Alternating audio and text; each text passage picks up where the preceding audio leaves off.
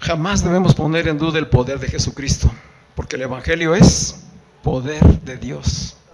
El Evangelio es poder de Dios para salvación a todo aquel que cree. Y Jesús es el Evangelio mismo. Cuando Jesús le dice estas palabras al Padre, el papá inmediatamente reaccionó. ¿Cómo que si puedes? Al que cree todo le es posible. Y entonces dice el papá, creo. ¿Verdad? Es decir, claro, quiero que mi hijo sea libre y sea sano. Entonces en ese momento dice, creo. Y enseguida dice otras palabras, ayúdame en mi incredulidad. Qué tremendo. Es decir, en ese momento vino el entendimiento al Padre.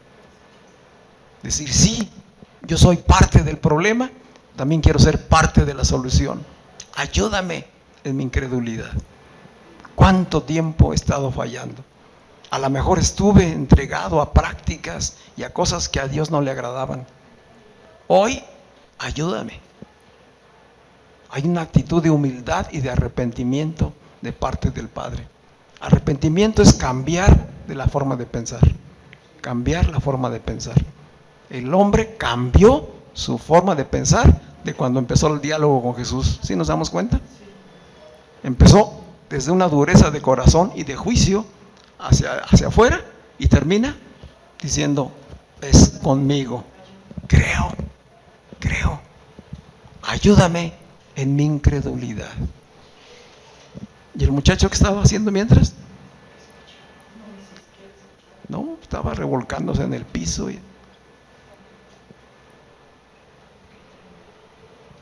¿Con quién estaba tratando Jesús? Con un representante de la generación de ese tiempo. ¿Qué era lo que le interesaba a Jesús? El arrepentimiento y la fe. Una respuesta de este Padre a la acción de Jesús. Está frente al Hijo de Dios viviente. Está frente al Mesías. Viéndolo, escuchándolo, teniendo un diálogo con Él. ¿Qué sucedería si tú tuvieras esta experiencia? No podemos tenerla físicamente, pero sí la tenemos desde el Espíritu. El Espíritu hoy habla a tu vida. Hoy trata con nosotros diferentes circunstancias y quiere que respondamos con fe. No con la fe racional, no con la confianza humana, sino con una respuesta interior al actuar de Dios, al decir de Dios. ¿Sí?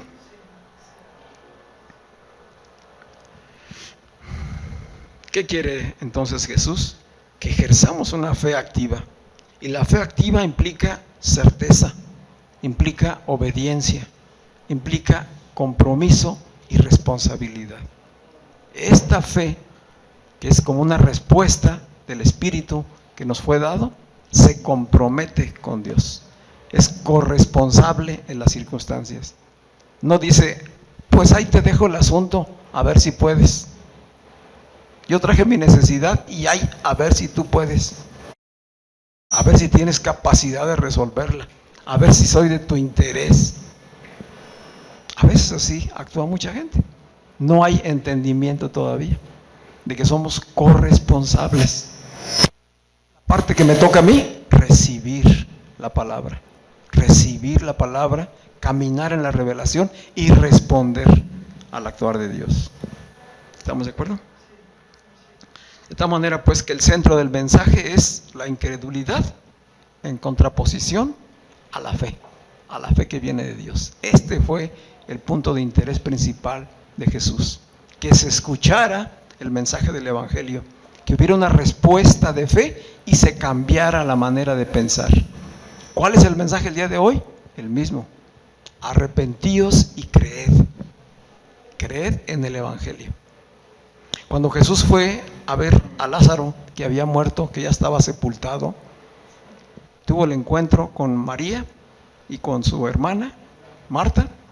¿Y cuál fue la palabra que recibió Marta de parte de Jesús? Le dijo Jesús, ¿crees? Así como al Padre. Al que cree todo le es posible. A Marta le preguntó, ¿crees? Y dijo ella, sí, yo he creído que tú eres el Hijo del Dios viviente y que cualquier cosa que le pidas a tu Padre, te lo dará. Y la respuesta de Jesús fue, tu hermano resucitará. Esa es la palabra rema, la palabra personal. Tu hermano Lázaro resucitará. Necesitamos esa palabra. Marta tenía el conocimiento, como muchos de nosotros lo tenemos hoy. Tenemos el conocimiento de la palabra y podemos responderle a Dios con palabra. Eso hizo Marta. Sí, yo he creído. Yo tengo el entendimiento y la revelación. Y Jesús dice, la palabra rema para ti es, tu hermano resucitará. ¿Y cómo contesta ella? Yo sé que resucitará en el día postrero. ¿Dónde estaba la fe? Sí me doy a entender. Porque así puede pasarnos a nosotros. Conocemos palabra, tenemos cierto entendimiento, pero creemos que es un asunto de algo que va a suceder ajeno a nosotros. Y Jesús nos llama, Dios nos habla hoy a que desde dentro, que esa convicción, esa certeza de fe sea una respuesta a lo que Dios te está hablando. Si Él te dice, Dios te sana, ¿tú qué vas a decir? Pues sí, quizás no, hoy. Porque inmediatamente Jesús dijo, Lázaro, ven fuera. No era para el tiempo final. La palabra rema es importante porque es donde va a surgir la fe de nuestro interior. ¿Sí? Esa es la fe, no aquí. Puedo tener mucho conocimiento, mucha información, pero aquí es una respuesta del Espíritu. Esta es la que necesitamos. Esta es la fe de la que está hablando la Escritura hoy. Esta es la gran diferencia. Así que la fe, esta fe de la que estoy hablando, de la respuesta al actuar de Dios, es un don de Dios, es un regalo de Dios, es algo que ya Dios nos ha dado, y esta fe permite la duda. La duda no es el problema. Tú puedes dudar porque la duda está aquí. Esa es nuestra batalla. El Espíritu te está diciendo una cosa y a veces nosotros estamos pensando otra. ¿Será posible? ¿Sí me sanará? ¿Sí me estará escuchando? Es tu intelecto. No te sientas mal por tener ese tipo de pensamientos. No te sientas mal por experimentar dudas. La duda es factible, es parte de lo que Dios nos dio en nuestra naturaleza, porque la duda nos sirve de manera positiva para investigar, para conocer, para analizar, para llegar a conclusiones. La duda es importante. El problema es la incredulidad. Usar la duda para contrarrestar el actuar de Dios es incredulidad. ¿Sí me explico? Es de diferente manera. Como hacían los fariseos. Ellos ponían en duda, cuestionaban, pero ya estaban convencidos de lo que querían hacer con Jesús. Es decir, su incredulidad no había cambiado. ¿Sí me explico? En ese caso, la duda actuaba para fortalecer su incredulidad. En los hijos de Dios tenemos la mente de Cristo, dice la Escritura, y nos ha dado la capacidad de pensar, de razonar. Algunos mucha, porque hay gente que piensa mucho, ¿verdad? Otros a lo mejor menos. No ese es el problema. El problema es la raíz. Si hay una raíz de incredulidad, ahí está el problema. Eso es lo que la gente hoy se resiste, porque hay incredulidad, porque no hay conocimiento de parte de Dios. La incredulidad prevalece aun cuando hay evidencia del actuar de Dios. Los fariseos veían todo lo que hacía Jesús y sin embargo mantenían la barrera, mantenían esa raíz, no sacaban la raíz porque tenían motivaciones e intereses diferentes a Jesús. ¿Sí entendemos la diferencia entre incredulidad y fe? Así pues que la fe sería la experiencia personal de responder con convicción interior a la acción de Dios en nuestras vidas. La fe es una experiencia personal de responder con convicción interior desde dentro a la acción de Dios en nuestras vidas. No es positivismo, no es solamente declaraciones. Un ejemplo en la Escritura es Pablo. Sabemos que Pablo vino de la incredulidad. Si ustedes se acuerdan cómo era el Pablo el incrédulo, con mucha religión, pero con una gran raíz de incredulidad. Tiene un encuentro con Jesús, Jesús resucitado, que le habla, y en ese momento dice Pablo, ya cuando estaba en el piso, hubo un momento en que Pablo dijo: Señor, ¿qué quieres que yo haga? ¿Quién estaba respondiendo? La parte interior. Jesús viene a su encuentro: yo soy Pablo, al que tú persigues. Dura cosa es dar cosas, patadas en el aguijón, pero he venido al encuentro por ti. Señor, humilde, como este padre finalmente, creo, ¿qué quieres que haga? Dice, pues por lo pronto te vas a estar guardadito 3 días en total oscuridad, no vas a poder ver hasta que Él haga la obra completa. Así que Jesús es el autor y el consumador de la fe, por lo tanto Él es la única fuente donde podemos obtenerla. No hay otro lugar donde conseguir la fe, solo en la palabra y en la revelación que el Espíritu nos da de Jesús. Cuando esto sucede, entonces vamos a poder caminar con cielos abiertos sobre tu vida, porque caminas en fe y no por vista, confiando en Dios. Él ha prometido milagros de sanidad, de salvación, de libertad, de prosperidad y etcétera. Hay muchísimas promesas de bendición en la Escritura. Van a ser una realidad como una respuesta de nuestra fe al actuar de Dios. Finalmente dice el versículo 25 que Jesús reprendió al espíritu impuro, le ordenó salir y no volver a entrar. Le llamó espíritu sordo y mudo. Le llamó espíritu sordo y mudo. ¿Por qué Jesús no interactuó con el joven mientras las cosas sucedían? Pues porque estaba cautivo y no oía ni podía hablar. Pero después le dice Jesús, cuando está todo esto sucediendo, toma poder y autoridad sobre su vida, le dice, déjalo libre y no vuelvas a entrar en él. Hoy estarán esos espíritus inmundos, estarán esos demonios funcionando, operando en nuestra realidad. Claro que sí. La realidad espiritual del mal existe. Pero los hijos de Dios estamos en la luz, no estamos en las tinieblas. ¿Sí? Dice la Escritura que estos espíritus inmundos o impuros, en realidad sí son demonios. Los espíritus y demonios son sinónimos. Pero su origen está en la naturaleza humana caída. Es un asunto de naturaleza. La palabra espíritu significa aliento, carácter, sustancia, esencia. Eso significa la palabra espíritu. Así que un espíritu inmundo, ¿a qué corresponde? A una esencia, a un carácter de una naturaleza caída, de tinieblas. Quien está en la luz, ¿qué espíritu tiene? El espíritu de la verdad, no el de la mentira. El espíritu de la luz, el espíritu del entendimiento y la revelación.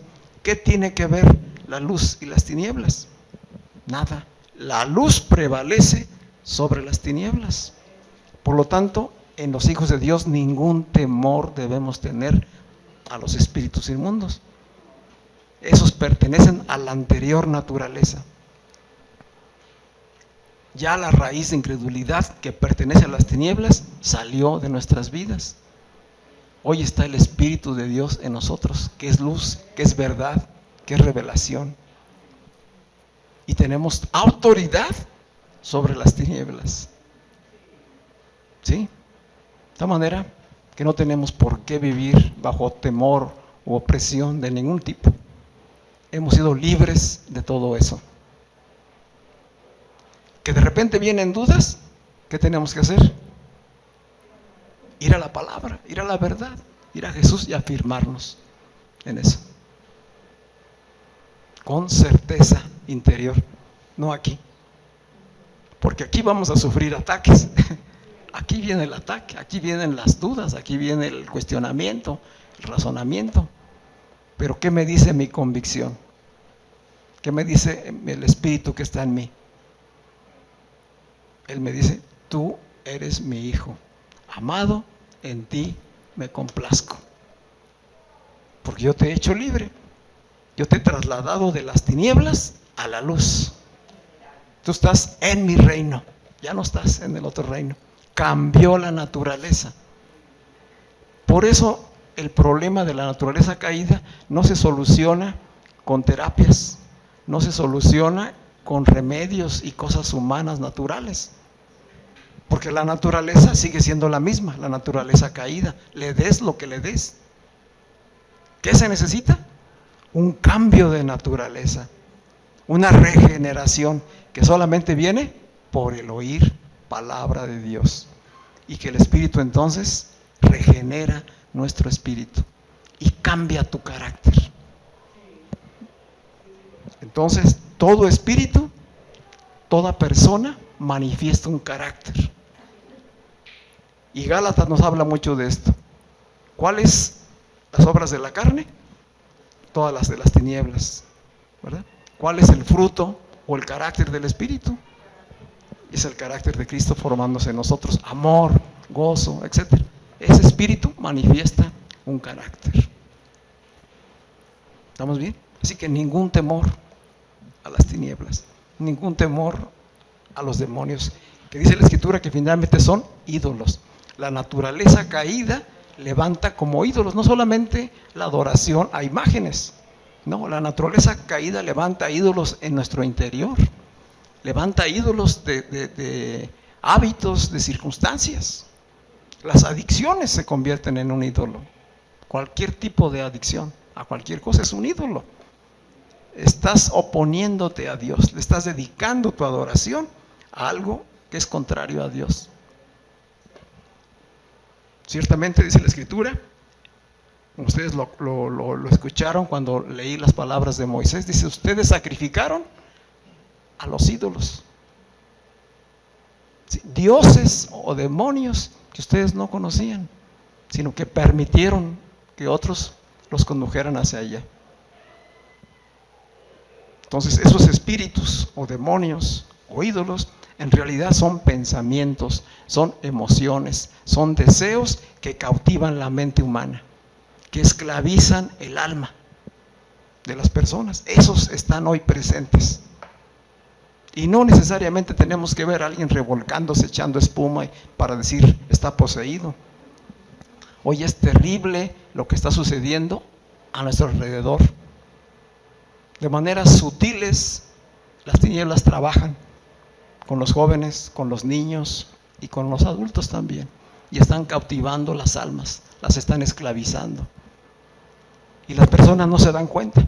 Y están esclavizados a sentimientos de amargura, de ira, de enojo, de frustraciones del pasado, de cosas que no perdonaron, que no olvidan, y las dejan que se levanten como ídolos en su interior. Y a ellos les rinden el culto.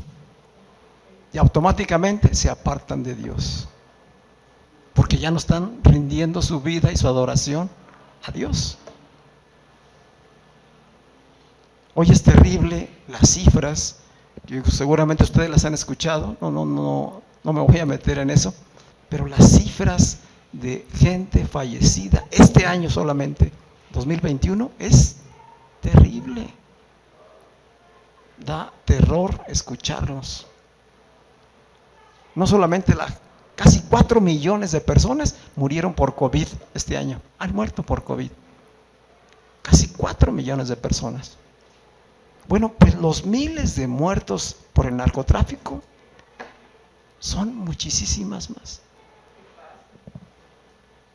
Y no se conocen todas. Los feminicidios, los homicidios que todos los días están sucediendo. ¿Qué es eso? Pues son los demonios, son los espíritus que se han levantado. ¿Cuánta gente está cautiva de las drogas, del alcohol y de otro tipo de adicciones? Son millones de personas. ¿Qué tenemos que hacer? Lo que hizo este padre. Decir, Señor, ten compasión de nosotros y ayúdanos. Esta sociedad, esta nación, este mundo, esta generación está necesitada de la gracia y la misericordia de Dios, de la compasión de Dios. Allí es donde hay que enfocar nuestra oración. Allí, que las tinieblas no prevalezcan, sino que sea la luz del Evangelio la que regenere, sane y libere. Es el único que puede resolver nuestra problemática. No tengo tiempo para que entremos en más citas, pero si quieren ustedes anotarlas, aparte de Deuteronomio 32:17, que relaciona a espíritus y demonios, ídolos como lo mismo, también está el Salmo 106:36, está Levítico 17:7. Darío, si me haces favor de poner 1 de Corintios 10:19, solamente voy a darle lectura a esa. 1 de Corintios 10:19 al 20.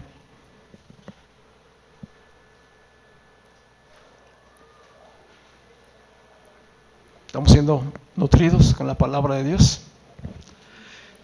¿Qué dice Pablo ahí? Hablándole a la iglesia, ya la iglesia local de Corinto le dice, ¿qué pues digo? ¿Que el ídolo es algo?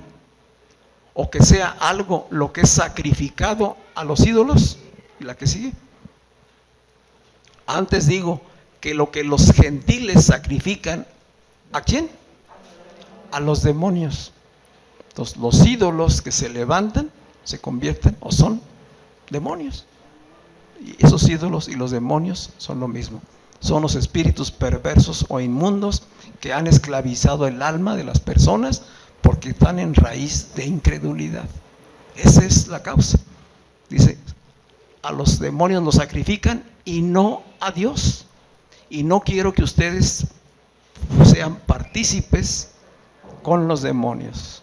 No quiero que la iglesia local sea partícipe de las cosas de los demonios. No regresen otra vez a las tinieblas ni a la incredulidad. Esa raíz debe salir totalmente de nuestras vidas.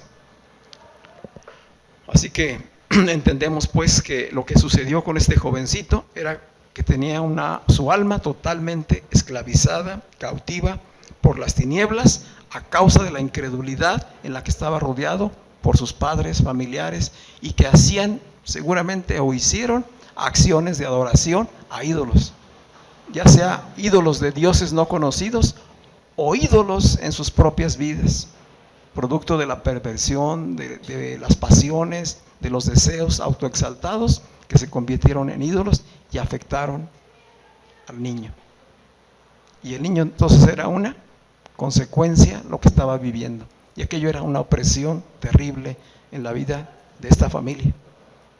Todo esto el padre lo entendió. Supo que el asunto no era nada más el muchacho. Él tenía que ver con él. Él tenía responsabilidad, él tenía parte y él tenía que hacer ahora un compromiso con Jesús. Creo, ayuda mi incredulidad. Saca de mí esta raíz de incredulidad y yo voy a caminar en la respuesta a la acción de Dios. Lo terrible de todo esto, y que es solamente una confirmación, Darío, si me puedes dar 2 de Timoteo 2, 25 y 26. 2 de Timoteo 2, 25, 26.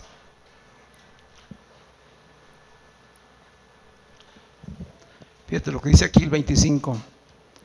Que con mansedumbre corrija a los que se oponen Si quizá Dios les dé, a ver otra vez, que con mansedumbre corrija a los que se oponen, si quizá Dios les dé que se arrepientan para conocer la verdad. Y la que sigue, y se zafen del lazo del diablo en que están cautivos a voluntad de él. Está hablando de la inclinación humana hacia la adoración a ídolos, sean dioses o sean dioses internos, pasiones, deseos, pensamientos que se han levantado en contra de Dios. Dice, quizás Dios les conceda que se arrepientan. ¿Cómo? Por el Evangelio. ¿Sí?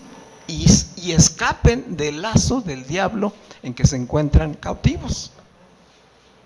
Entonces, ¿quién es ahí el diablo? No es el príncipe de los demonios, no es el príncipe de los ídolos. ¿Quién es? Es el mismo sistema perverso de incredulidad de la naturaleza caída que toma el control de las personas. Y así estábamos tú y yo. Esto es lo más tremendo. Todos, mientras no somos regenerados por el Espíritu de Dios, están cautivos del diablo. No de un personaje, no de un ente que anda por ahí causando el mal, que se opone a Dios. No, no, no. Es un sistema. Es el origen de un sistema que empezó con el pecado. El pecado hizo que la naturaleza divina que Dios quería para Adán cayera, desapareciera. Y entonces quedó una naturaleza caída, perdida, perversa, opuesta a la voluntad de Dios, y esa naturaleza se viene heredando desde entonces. Esa naturaleza está cautiva, esclavizada por el diablo. Entiéndase, diablo, Satanás, como un sistema creado por la naturaleza del pecado, que solamente puede resolverse mediante Jesucristo. A eso vino Jesucristo.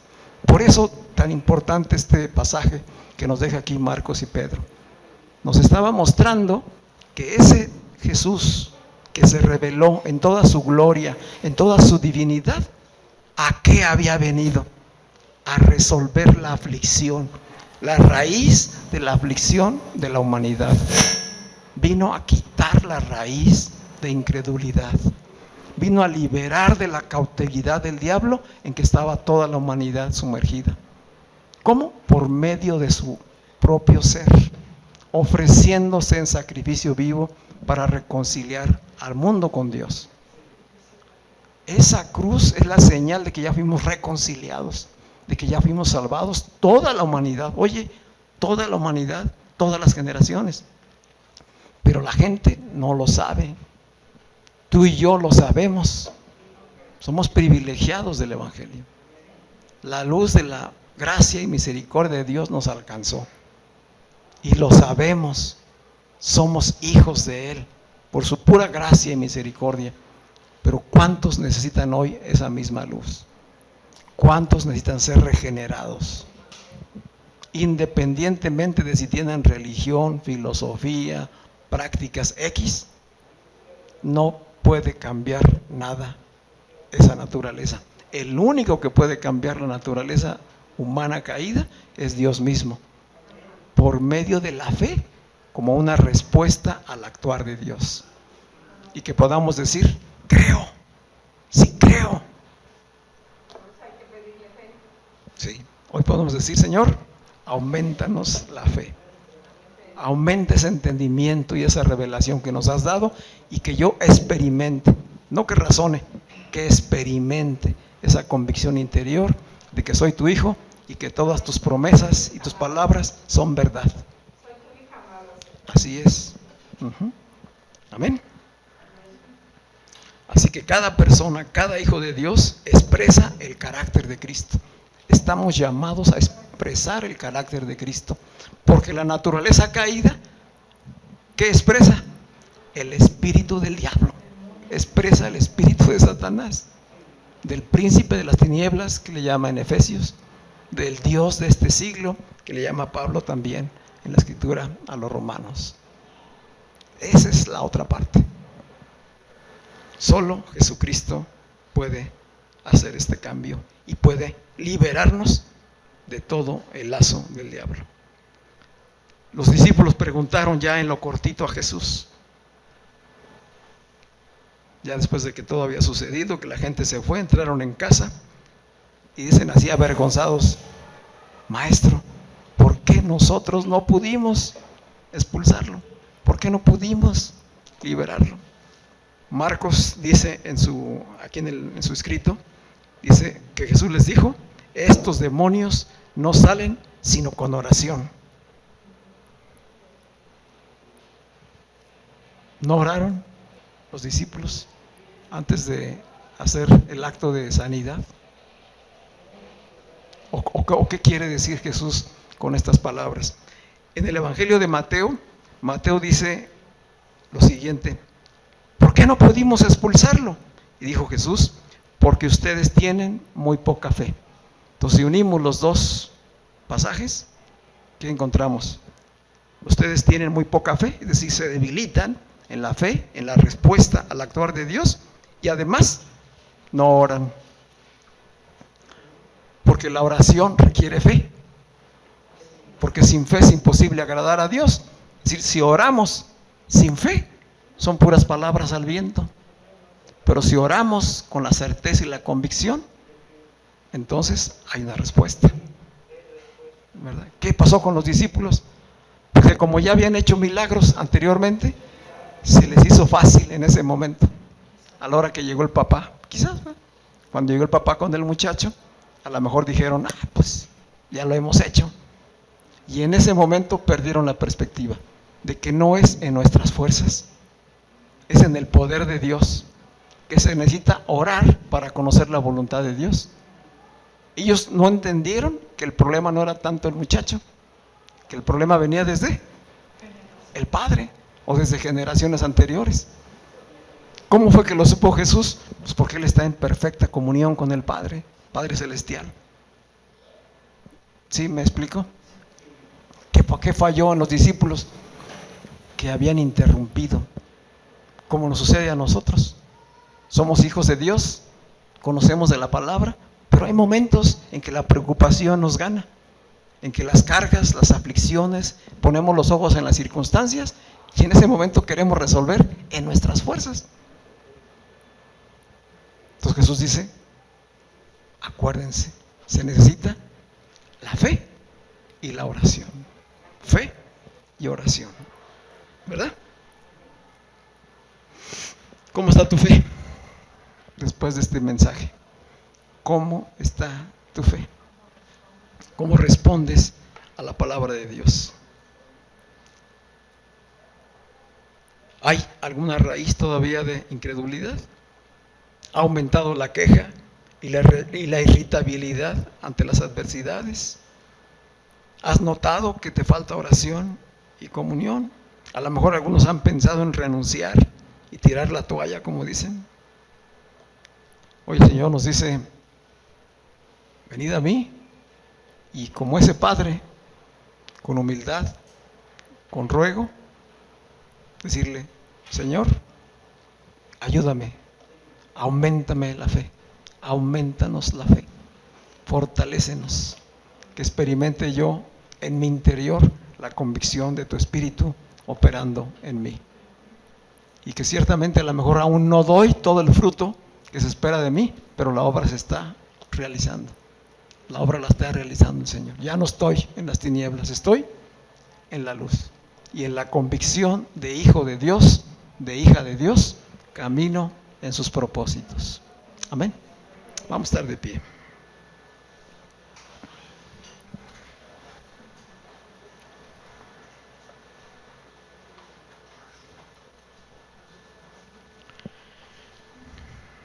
Necesitamos que el Señor nos ayude a vencer toda duda y a confiar en su palabra. Amén. Su palabra es verdad, está revelada, está bendecida y es para cada uno de nosotros. Y en momentos especiales, en circunstancias, Dios nos dará una palabra personal, un rema. Así como lo hizo con otros personajes en la Escritura, así lo hará con nosotros. El Señor te dirá: tu situación, tu circunstancia será resuelta. Esa situación por la que has estado esperando, esa situación en la que necesitas la mano de Dios, será resuelta. Solamente cree, porque al que cree, todo le es posible. No en tu mente, no en tu razonamiento, sino como una respuesta a lo que Dios te está hablando, a su palabra. Él es la palabra viva, Él es el Logos en nosotros hoy. Él se ha impartido en cada uno de nosotros. Hay esa certeza, hay esa convicción interior. Desde esa convicción podemos decir, lo creo, lo sé y lo creo, porque además ya lo hemos visto. Ya hemos visto su mano obrando en nuestras vidas, ¿sí? ¿Cuántas circunstancias, en cuántas situaciones ya Dios se ha manifestado en tu vida? Todos los días lo hace. Por eso estamos agradecidos con Él. Por eso le damos gloria. Y porque si ya lo ha hecho, lo hará en aquello que aún falta, en aquello que aún necesitamos. Pero dice Jesús, y cuando yo venga, ¿hallaré fe? Cuando venga a esta circunstancia por la que tú pasas, ¿encontraré fe? ¿Encontraré respuesta desde el Espíritu? Que podamos decir siempre, sí, Señor, sí creo. Ayúdanos. Ayúdanos en el tiempo de duda. Ayúdanos en el tiempo de debilidad. Ten compasión de nosotros y ayúdanos. Pero tenemos que ir más allá. No solamente pensar en nosotros, sino pensar en la iglesia, en la nación, en esta humanidad, todo lo que tenemos a nuestro alrededor. Tener compasión es la experiencia de ponerse en los zapatos de la persona que está dolida. Cuando este hombre le dijo a Jesús, ten compasión y ayúdanos, es decir, estaba diciendo, ponte en mi situación, ponte en mis zapatos, ponte en mi situación de vida. ¿No conocería Jesús su situación de vida? Claro que sí, Él lo sabía todo. Por eso estaba tratando con la vida de este varón. Jesús, desde que este varón se acercó, ya tenía resuelto el problema de su hijo. ¿Sí me explico? Ya estaba resuelto desde que este varón se acercó a decirle, ayúdame. Pero era importante tratar con él. Era importante su transformación. Ese padre jamás volvió a ser el mismo hombre después de esa situación.